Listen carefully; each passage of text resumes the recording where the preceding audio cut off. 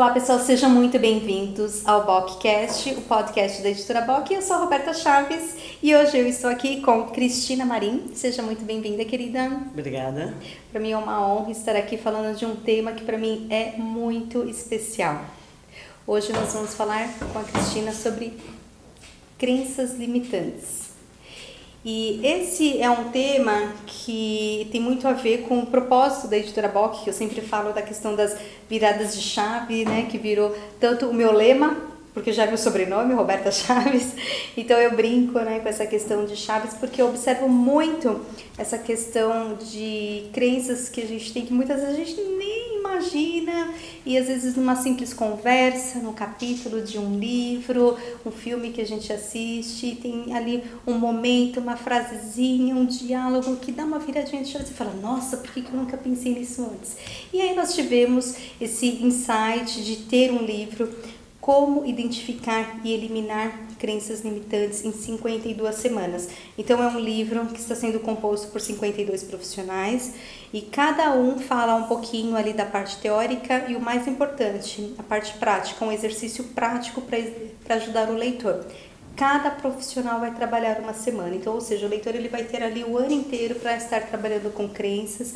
A ideia é que ele tenha um estalo, que ele perceba que ele tem crenças, que é claro, sempre com a ajuda do profissional é muito melhor, né? Muitas vezes a gente não consegue se livrar de uma crença sozinho, mas o importante é que esse livro ele possa ajudar as pessoas a terem esse estalo, né? Entender que essa crença existe, que muitas vezes ela está lá no inconsciente. Então, a ideia desse livro é que ele ajude muitas pessoas, ele vai ser doado para hospitais, para instituições, também vai ser vendido. E eu estou muito feliz porque crenças, viradas de chave, mudaram a minha vida ao longo aí de 25 anos de empreendedorismo. Agora que eu estou fazendo bodas de prata. E eu espero que ajude muita gente, não só nos negócios, mas também na saúde, no amor, nos relacionamentos, em tudo.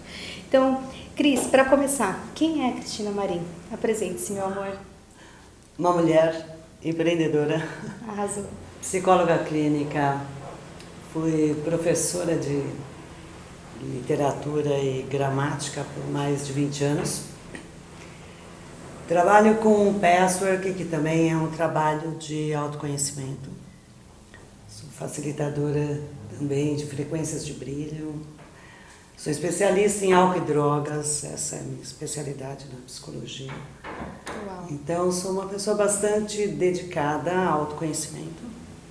É uma vida, né? Como você disse, de transformação e pautada na autorresponsabilidade, sem sombra de dúvida, né? Então, quanto mais você se conhece, mais você pode se transformar, mais você pode oferecer o seu melhor para o mundo, né? E esse é o caminho que eu acredito. E a ideia desse livro é também ajudar as pessoas com algum tipo de dependência a fazer doações para instituições que dão esse suporte. Ô Cris, falando desse assunto de crenças, como que a gente identifica que há uma crença?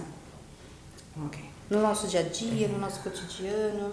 Na sua abertura você mencionou que um dos propósitos, né, do livro é que as pessoas se deem conta de que elas têm crenças, né?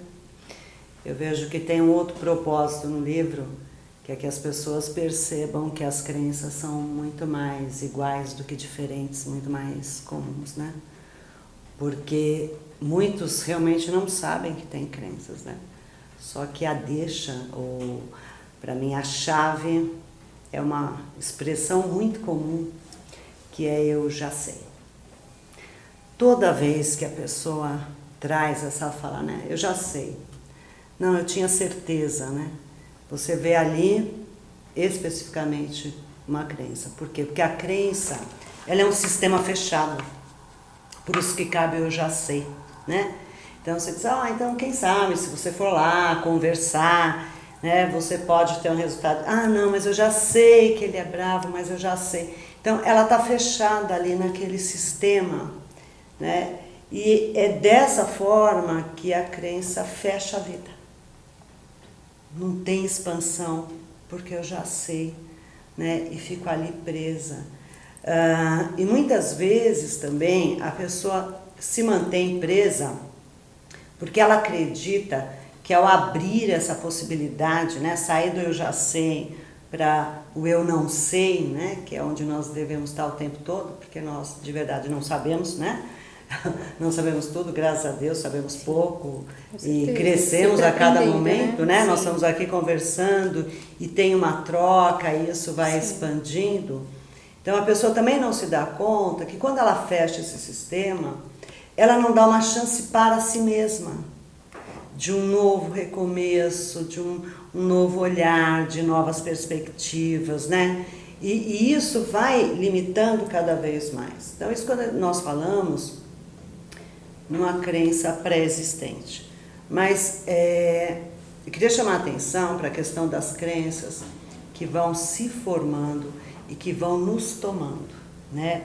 Que são aspectos repetitivos para os quais nós precisamos nos tornarmos atentos e questionarmos bastante, né? Então, a chave para a crença é o questionar, né?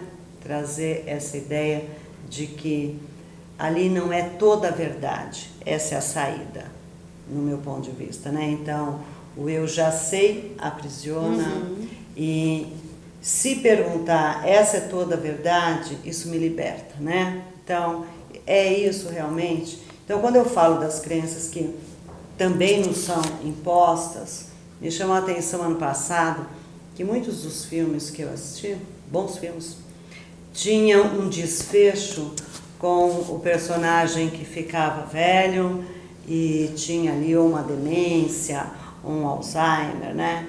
Então, isso é um perigo, porque você começa a incutir ali uma verdade, né? Como se fosse um fim fadado a todos nós perdermos a nossa consciência, isso não é.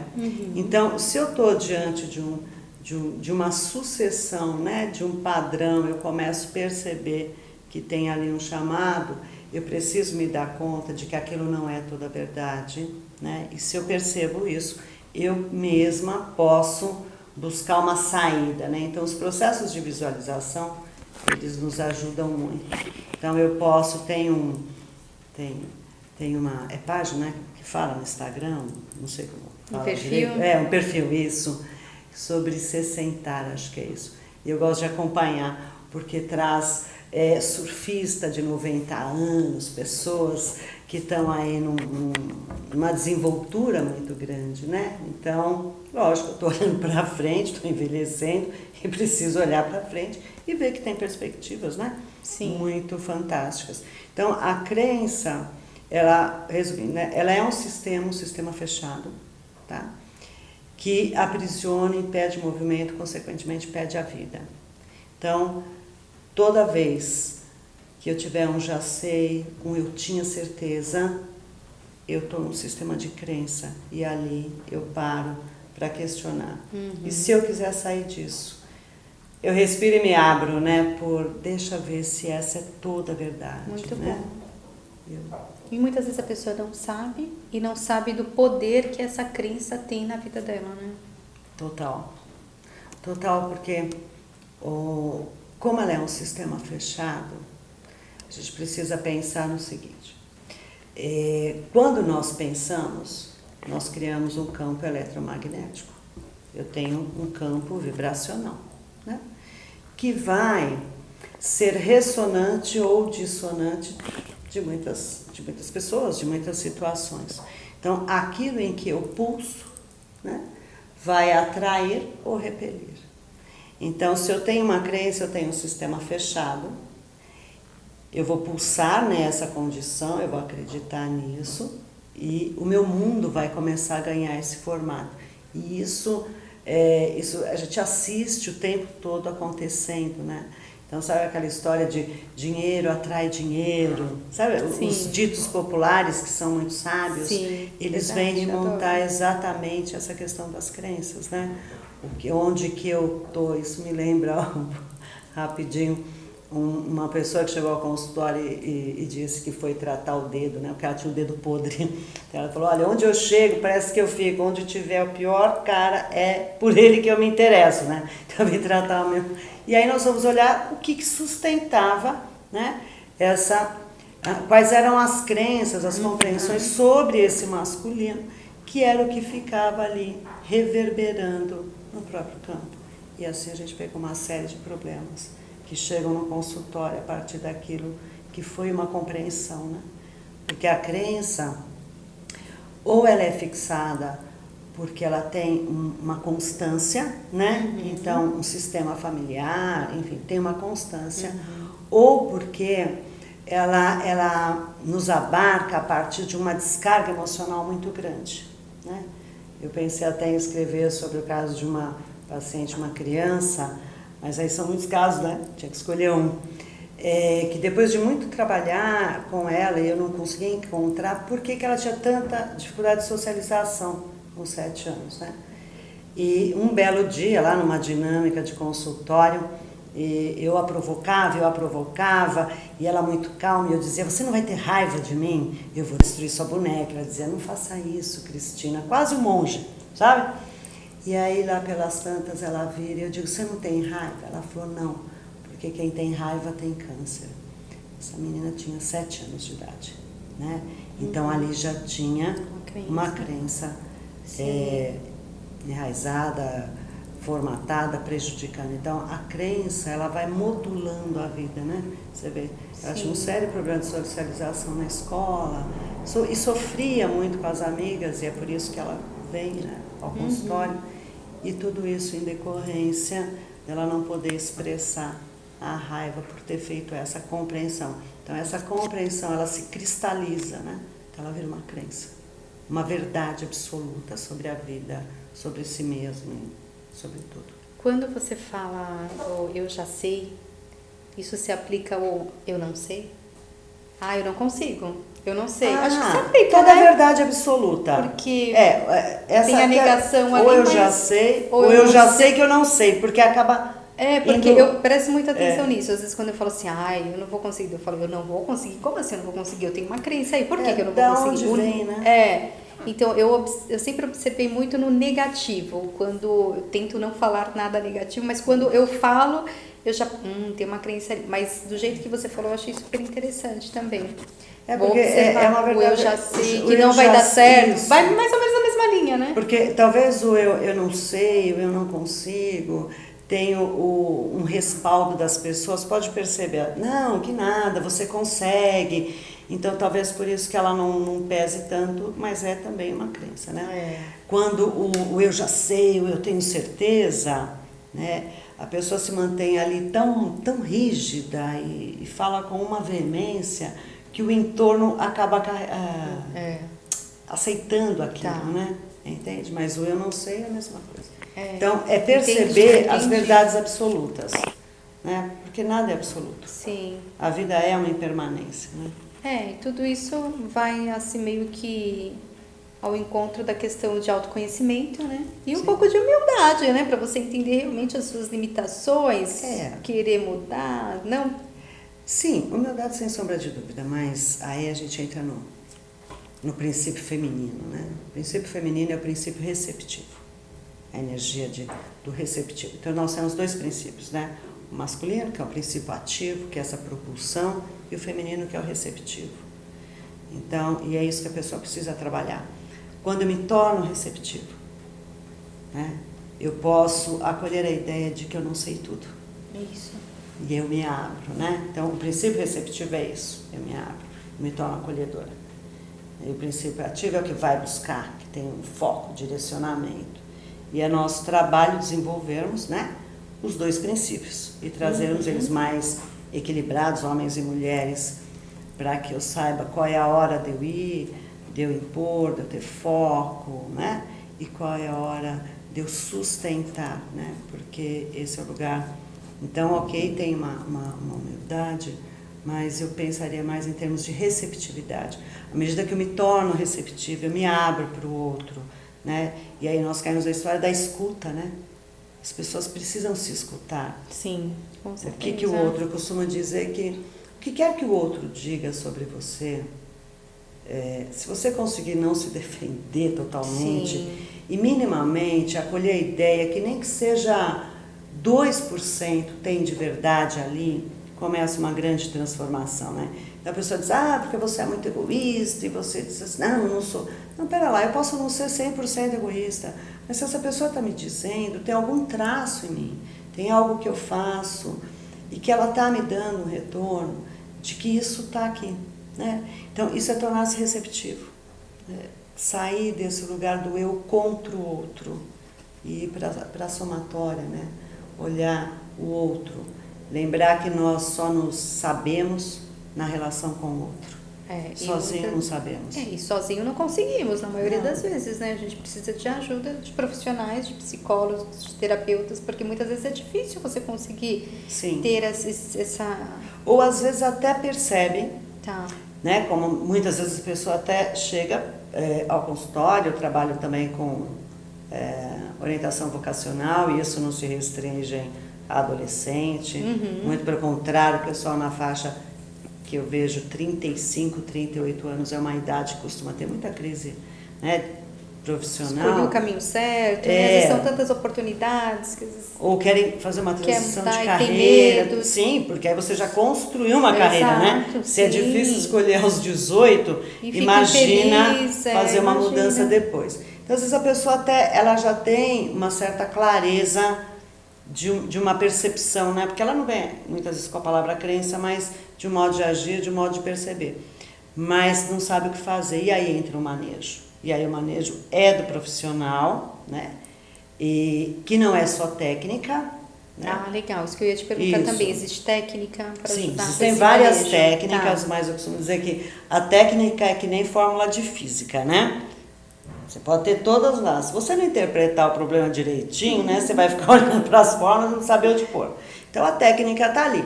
Então eu trabalho com EMDR, que é uma técnica de sensibilização e reprocessamento pelos movimentos oculares, fantástica para trauma, Psyche.